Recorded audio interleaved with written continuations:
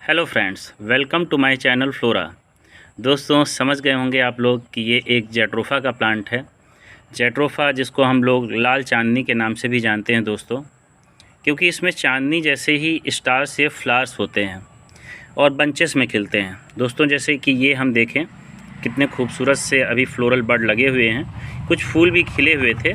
आज मैं इसे नर्सरी से लाया था, गवर्नमेंट नर्सरी पास में ही थी, वहाँ से मैं लेकर आया था 20 रुपये में। तो इसमें फूल खिले हुए थे, रास्ते में कुछ गिर गए। तो दोस्तों, ये बहुत ही खूबसूरत से इसमें फूल होते हैं, बंचेस में खिलते हैं। जैसे कि चांदनी में फूल होते हैं, उससे इनका साइज़ कुछ छोटा होता है, लेकिन ये ग्रुप में होते हैं तो बहुत ही खूबसूरत लगते हैं दोस्तों। तो ये एक परमानेंट हार्डी प्लांट होता है और ये कॉमनली बायोडीजल के नाम से भी जानते हैं दोस्तों। इसकी कुछ वैरायटी होती हैं, इसी के मेंबर्स हम बोलें, जिनसे आजकल जो है बायोडीजल भी मिलता है, बायोडीजल भी बनाया जाता है।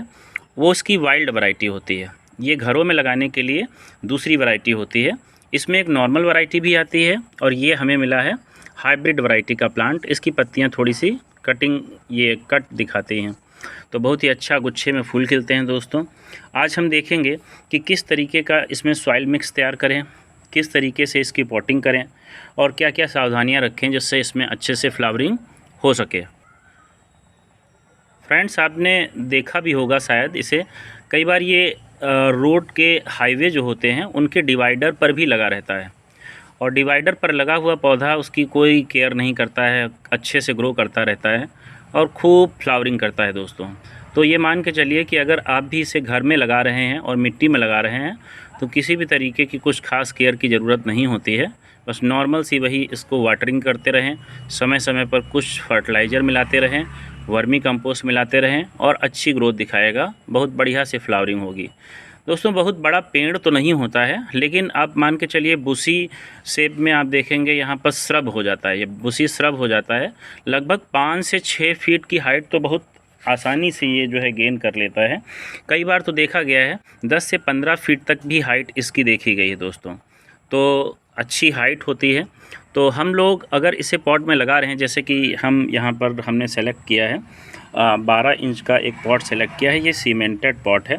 वैसे तो अगर आपको मिल जाता है तो मिट्टी का भी पॉट ले सकते हैं, लेकिन कई बार हम लोग छत पर पौधे लगाते हैं तो वेट ज़्यादा होने की वजह से हम प्रेफर करते हैं प्लास्टिक का भी पॉट ले सकते हैं।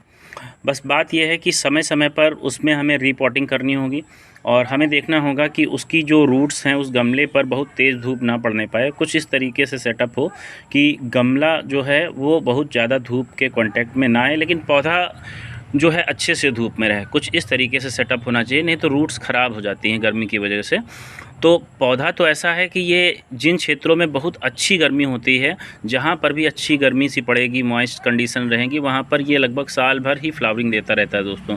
बहुत ही खूबसूरत इसमें फूल खिलते हैं। बस जब बहुत एक्सट्रीम विंटर होती है, बहुत ठंडक होती है दोस्तों, एक्सट्रीम विंटर जैसे दिसंबर है, जनवरी है, तो इनमें इसमें फ्लावरिंग कम हो जाती है। उस समय ये डॉर्मेंट कंडीशन में दोस्तों पौधा चला जाता है।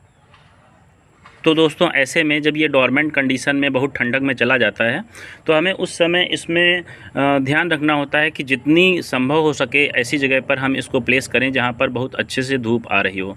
ज़्यादा से ज़्यादा धूप वाले प्लेस में इसको रखा जाए और कंपैरेटिवली जैसे हम गर्मी में इसमें पानी देते होंगे, इरिगेशन पानी दे रहे होंगे या वाटरिंग करते होंगे, ठंडक में उसकी तुलना में आप मान के चलिए कि आधी वाटरिंग करनी है, बहुत कम सी वाटरिंग करनी है। लगे कि गमला बिल्कुल सूख गया है तभी जाकर इसमें वाटरिंग करें।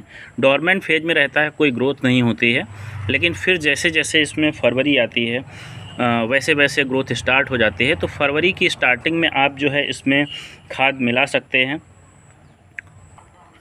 फ्रेंड्स, अगर आपको ये नर्सरी में नहीं मिल पा रहा है तो रोड साइड में कहीं पर अगर लगा हुआ है डिवाइडर पर, या फिर हम बोलें कि कहीं पार्क में लगा हुआ है, तो आप जो है इसकी पेंसिल की थिक पेंसिल साइज़ की, ये तो वैसे थिन है पौधा, अगर हम बोलें कि इससे थोड़ी सी मोटी सी ब्रांच हो जिस पर 3 से 4 नोड हों, कम से कम जो है 6 इंच लंबी जो है आपकी ब्रांच लेनी है आपको, और इससे थोड़ी थिक होनी चाहिए दोस्तों, पेंसिल के जैसे थिकनेस होनी चाहिए, तो उसकी ग्रोथ चांसेस ज़्यादा होते हैं। इसमें नोड जो हैं होने चाहिए, समझे ना। तो इसमें जो नोड होता है उसके ठीक नीचे से हम जो है वो ब्रांच काट लेंगे और शार्प कट होना चाहिए, बिल्कुल क्लीन नाइफ से होना चाहिए। और इसके बाद में हम क्या करेंगे, थोड़ा सा इसे ऑब्लिक काटेंगे, थोड़ा तिरछा काटेंगे। तिरछा काटने से क्या होता है कि सरफेस एरिया बढ़ जाता है और उसमें रूट डेवलप होने के चांसेस बढ़ जाते हैं। तो नोट के ठीक नीचे से अगर हम कट लगाएंगे, उसके बाद उसकी कटिंग लगाते हैं, तो उसके सक्सेस के चांसेस ज़्यादा होते हैं। बारिश के सीज़न में या अब तक सितंबर तक, जैसे अब सितंबर चल रहा है, अब तक जो है इसकी कटिंग लगाई जाए तो सक्सेस हो जाएगी, कोई दिक्कत नहीं आती है।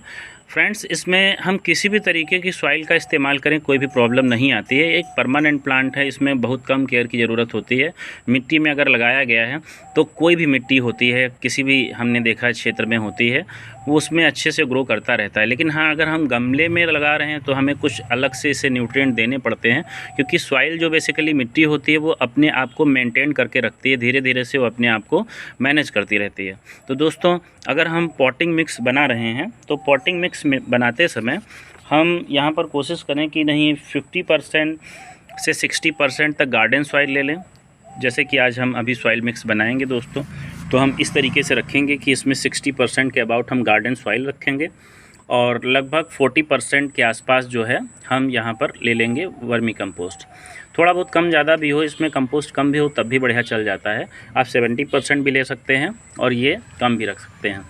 दोस्तों, अगर आपके क्षेत्र में दोमट मिट्टी है, जिसको हम लोम सॉइल बोलते हैं, तब तो उसमें हमें कुछ सैंड मिलाने की ज़रूरत नहीं पड़ेगी।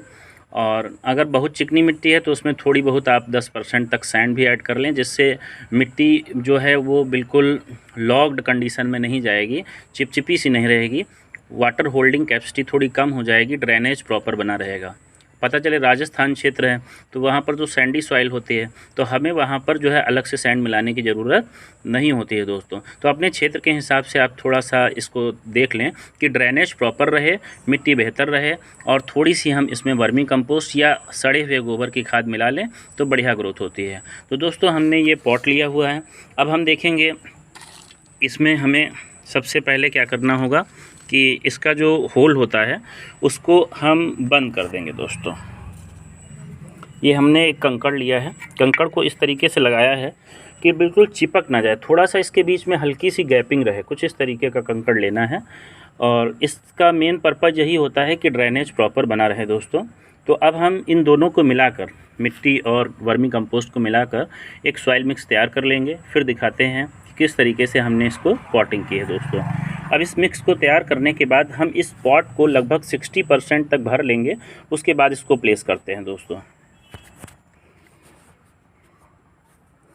तो फ्रेंड्स, इस तरीके से मैंने 60% के अबाउट जो है सॉइल मिक्स जो है भर लिया है और इसमें अपने पौधे को प्लेस कर दिया है। अभी हमने इसकी रूट को डिस्टर्ब नहीं किया है क्योंकि बहुत छोटा प्लांट है। जैसे जैसे इसकी रूट की ग्रोथ ज़्यादा हो जाएगी हम इसको समय समय पर रीपॉटिंग करते रहेंगे, क्योंकि पौधा बड़ा हो जाता है तो हमें 1 से 1.5 साल के बाद जो है इसकी रीपॉटिंग करनी पड़ेगी। तो फ्रेंड्स देखो, ये पॉटिंग इसकी कंप्लीट हो चुकी है। अब इसको पॉटिंग करने के बाद हमें लास्ट में यही ध्यान रखना होता है फ्रेंड्स कि इसको लगभग 1 हफ्ते तक सेमी शेड में रखें।